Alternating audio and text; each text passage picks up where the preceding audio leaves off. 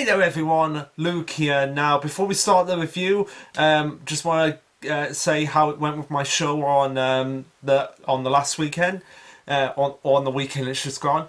It went really well. It was really good. We had a couple of really good nights, a lot of people there, and they all thought we were really good. So very happy with the way it turned out. Now, like I said, next show, hopefully, fingers crossed, knock on wood, that's the show that I've written. And also I've been working on some other stuff for the group as well.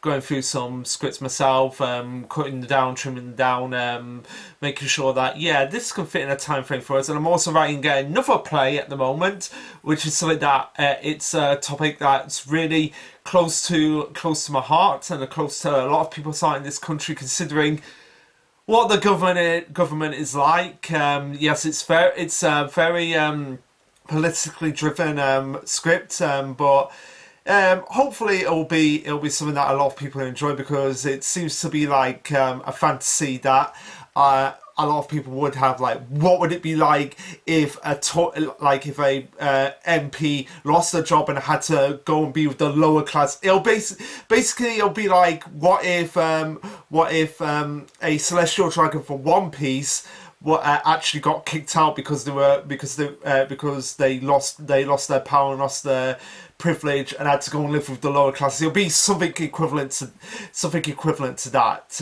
Now I know like Party Jones won't get that reference, but basically the gist of it is like MP or Member of Parliament, basically a government official, lose their privileges and everything, and has to go and live with the lower classes and realise that what a colossal mess the government has made for people of my stature. So really looking forward to that. But anyway, enough talking about plays and my writing. Let's get into somebody else's writing with the chapter of Mission Yozakura Family.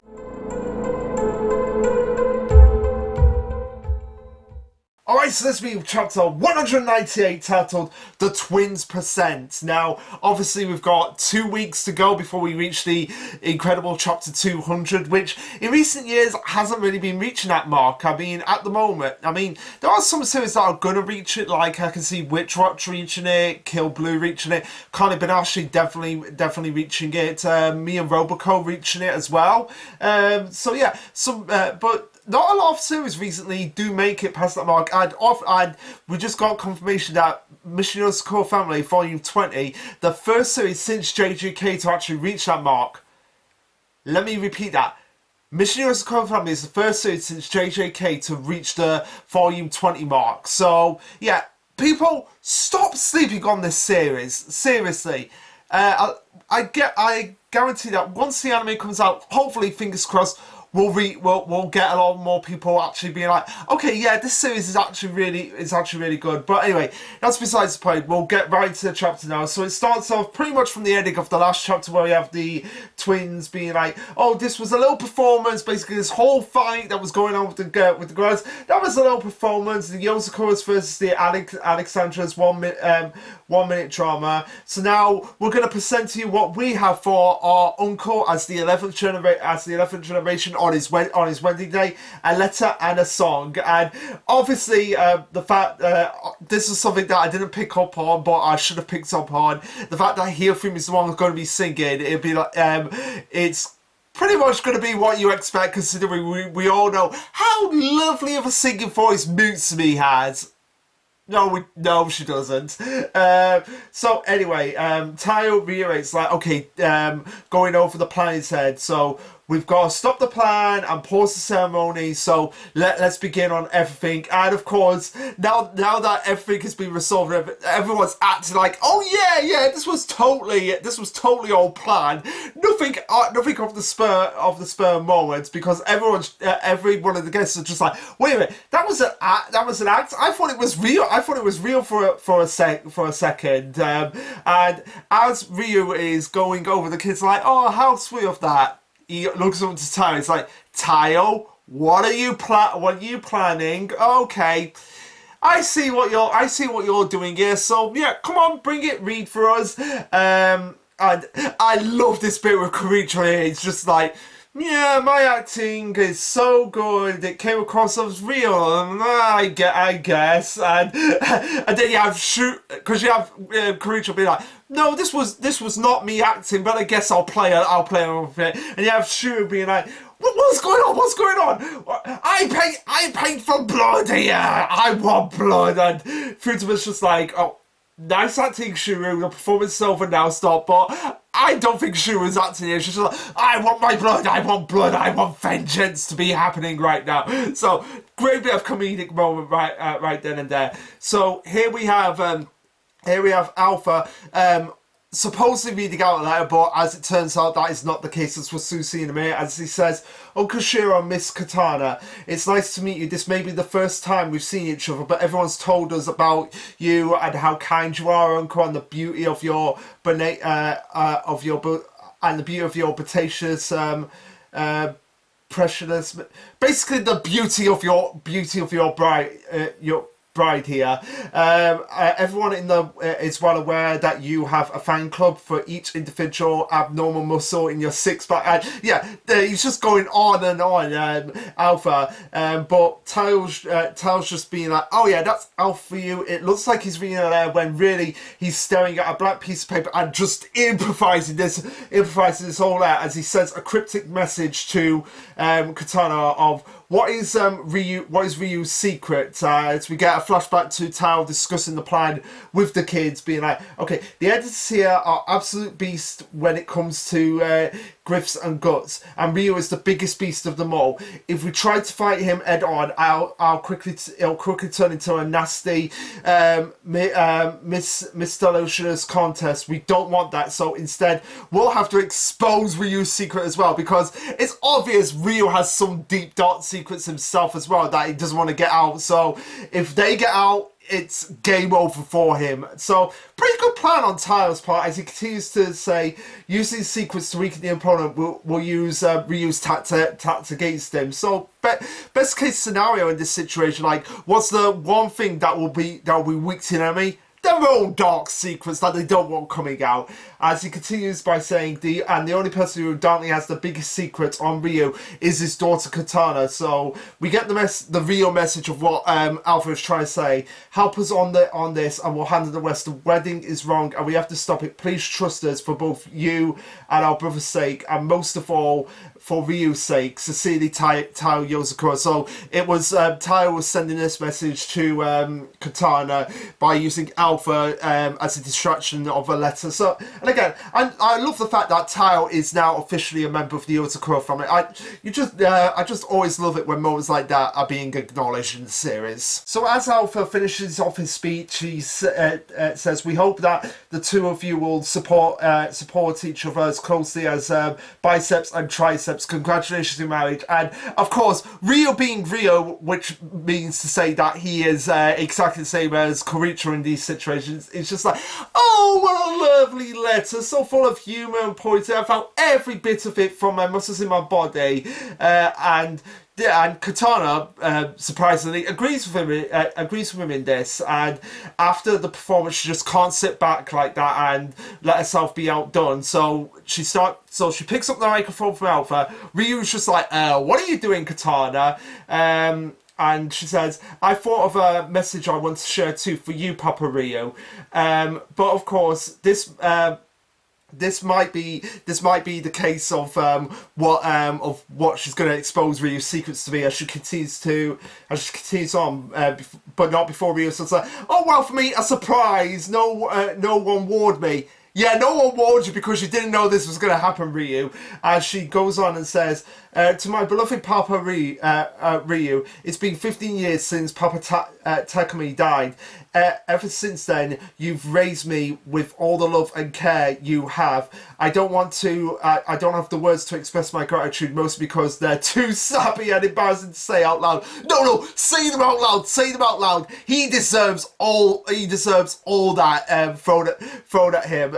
But yeah, this is where she starts to think on the message of like, what is Ryu's biggest secret here that he doesn't want getting out? She goes on and says, I still remember like it was yesterday, the very first day I started living with you. The first thing you said to me was, Katana, I'm so sorry. I'm so sorry. This was my fault. I let Takumi die. As everyone is just like stunned, like, wait, what?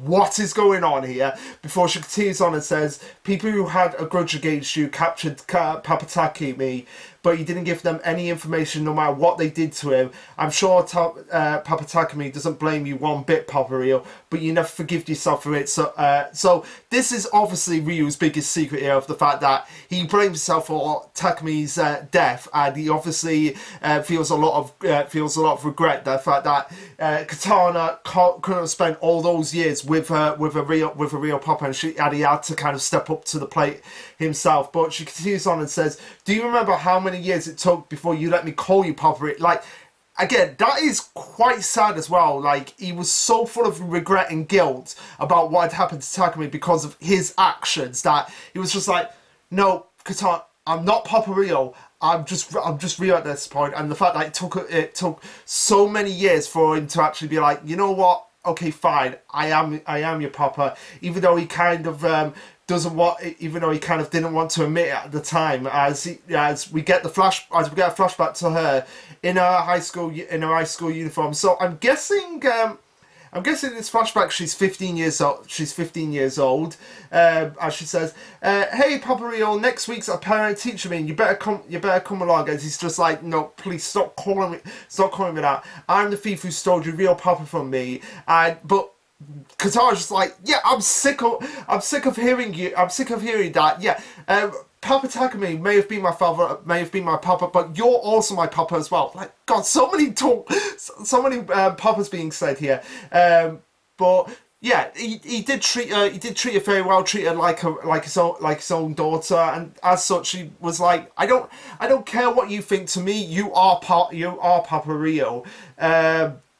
And as Ryu goes on and says, you've grown up in such a little mercenary, but it won't be long now. I'll watch over you until you can find a new real family for you. As the thief who took your old family from you, it's the least I could do. So I guess this is kind of the reason why he's kind of saying, like, oh no, Takumi would want you to have this wedding, because of the fact that because of the sense of guilt he has for what happened to Takumi, and he feels like, okay, this is the only way I can fully forgive myself for what happened, for essentially destroying the family that you once had and having it all to myself. Ryu's like, I cannot be family with you. I can only give you a new family and be the substitute until you get that new family. So yeah, very tragic flashback here, and kind of getting an understanding of what Ryu's motivation for this wedding is actually going on. So nice to see that he's not being like, no, you are having this wedding because I say it, because no reason. No, there is a legitimate sad reason why he's doing this, to kind of feel like he needs to overcome the guilt that he has for what happened to Takumi. The flashback continues on with Ryu saying, I'll go to the parent-teacher meeting, but only as your guardian, and Katana reiterates what I mentioned earlier about the wedding being his whole idea of him having to give her a new family. Before she's like, this is so stupid, Ryu. You don't get it, Papa Ryu. You've raised me with so much love and care, but you still convinced you're somehow a fake. To me, you've always been real family, Papa Ryu. And yeah, even though Ryu did do something terrible, he still made up for it in spades by raising her and giving her a life that she deserved, even if he didn't feel like he deserved to be the one to do it. But Ryu is just having none of this, saying it's completely unnecessary. Before Shinzo says, if I had been so weak and indecisive and instead said a clear no, then things wouldn't have gone out of hand. Like Shinzo saying, like, this has all gone way too far off proportion. We need to speak the truth right here.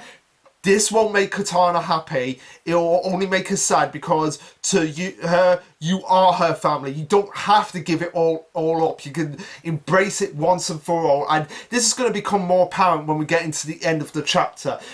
She goes on and says, Shinzo goes on and says the one she clearly wants to be with is not me, it's you, Ryu. But Ryu again is just being like having none of it, and it's just in his mind it's like no, my guilt is too strong. I cannot accept this no matter what anyone's saying about this. As he says, you don't get it, not one bit. I'm not bringing you two together on a mere whim. I've raised countless children and I've lost countless friends. This is my experience talking here, and it says this is what's best for you. So in his mind he's thinking like, yeah, I'll make it the two of you happy even if it costs my life. I won't allow anyone to interfere. So yeah, it's thinking like, this has worked before. This is what's made people happy. So it's obviously going to happen for these two, even though they're clearly saying this is not gonna make us happy. You're only gonna make us more upset. And at this point, Hiyofumi was just like, I've had enough of this, and she starts singing, and of course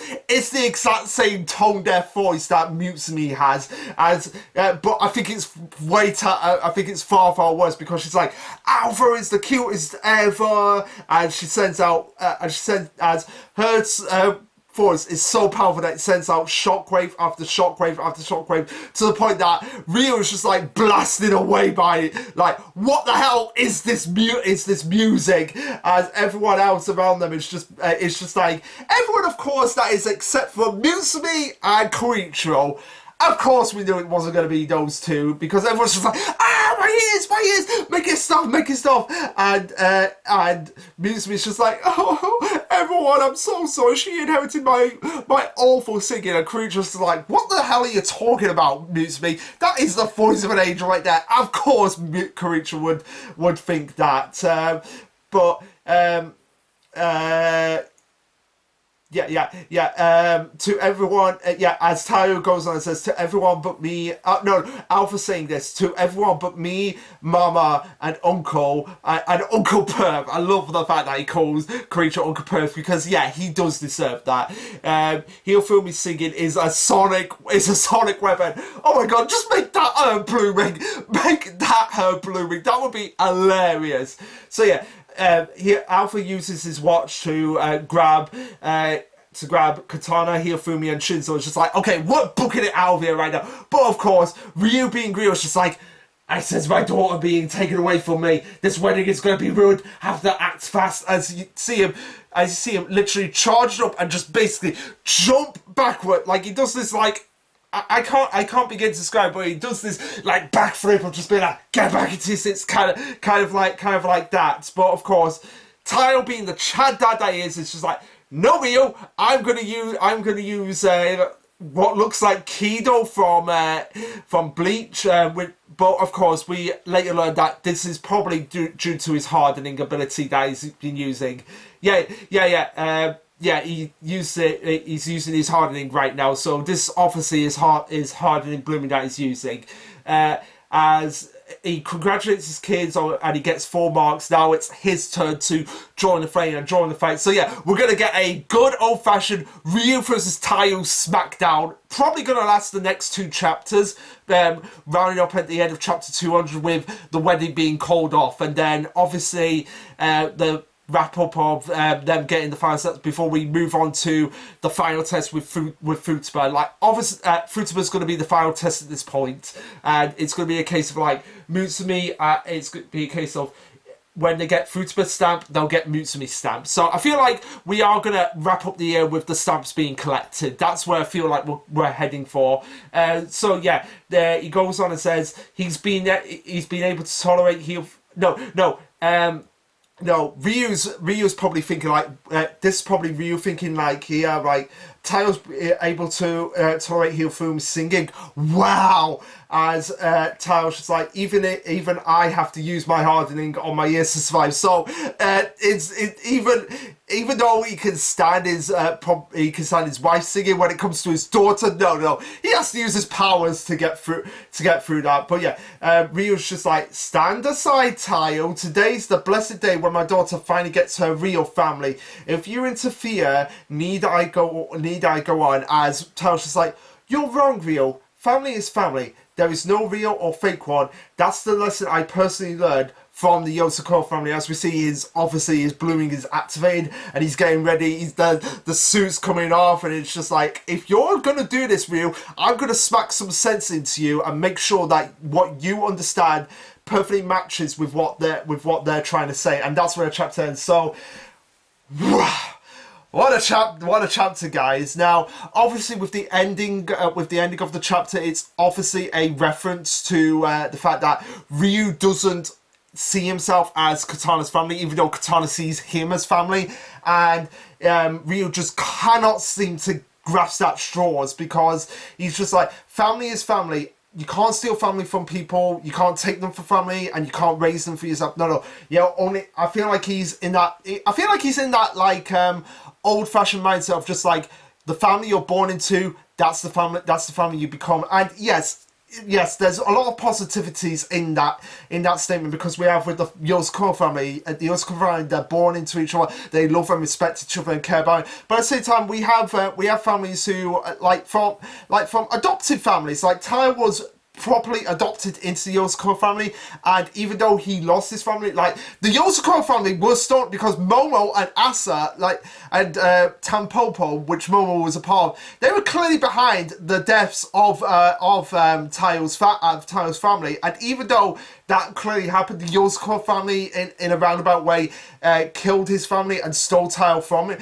In a sense, that worked out for the better, and he saw it as a benefit. Like, yes, I lost my family, and maybe the Yozakura family did have something to do with it, but at the same time, they've raised me, they've treated me just as much as how they want to be treated in the last 5 years. Even Koricho, much as he hates Taiyo and finds it hard to tolerate at times, even he still treats Taiyo as family, and that's the lesson I feel Ryu has to learn. It's like, it doesn't matter where you're born, doesn't matter who you see, like, this guy's your mother, this guy's your father. It's all about how you choose to view family. And Katana obviously chooses to view Ryu as family because of how he raised her, and how, in her eyes, he's more than made up for what happened in the past. But of course, Ryu being Ryu is just so stubborn and so egotistical. It's like, no, I can't be the family for you. I'm only the substitute.